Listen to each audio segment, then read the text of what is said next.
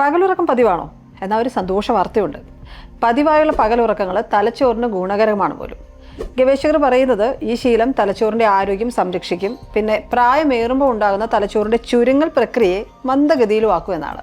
അതായത് പകൽ ഉറങ്ങാത്തവരുടെ ബ്രെയിനിൻ്റെ ഒരു സൈസുമായി കമ്പയർ ചെയ്യുമ്പോൾ പകൽ ഉറങ്ങുന്നവരുടെ ബ്രെയിൻ സൈസ് അതിൻ്റെ വലിപ്പം കൂടുതലുണ്ടെന്നാണ്.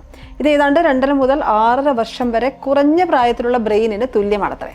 അതായത് സ്ഥിരമായി പകലുറങ്ങുന്ന ഒരു 50-കാരൻ്റെയോ 50-കാരിയുടെയോ ബ്രെയിൻ ഒരു 44-കാരൻ്റെയൊക്കെ ബ്രെയിൻ പോലെ കാര്യങ്ങളെ കാണും, അനലൈസ് ചെയ്യും, തീരുമാനങ്ങളെടുക്കും. പക്ഷേ പഠനത്തിൻ്റെയും ഓർമ്മയുടെയും മേഖലകളിൽ പ്രധാനിയായിട്ടുള്ള ബ്രെയിനിലെ ഹിപ്പോ ക്യാമ്പസ് അതിൻ്റെ വലിപ്പത്തിലോ റിയാക്ഷൻ ടൈമിലോ വിഷ്വൽ പ്രോസസ്സിങ്ങിലോ ഈ പകലുറക്കം യാതൊരുവിധ വ്യത്യാസവും അല്ലെങ്കിൽ ഇമ്പാക്റ്റും വരുത്തിയിട്ടില്ലെന്നും ഗവേഷകർ പറയുന്നുണ്ട്. എങ്കിലും ഈ തലച്ചോറിൻ്റെ വലിപ്പം കൂടുന്നത് തലച്ചോറിൻ്റെ ആരോഗ്യത്തെയാണ് സൂചിപ്പിക്കുന്നത്.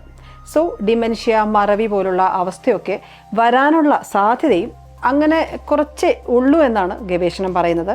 അപ്പോൾ എങ്ങനെയാ കുറച്ചൊന്ന് യങ്ങാകാനായി തിരിഞ്ഞു കിടന്നൊന്ന് ഉറങ്ങിയാലോ?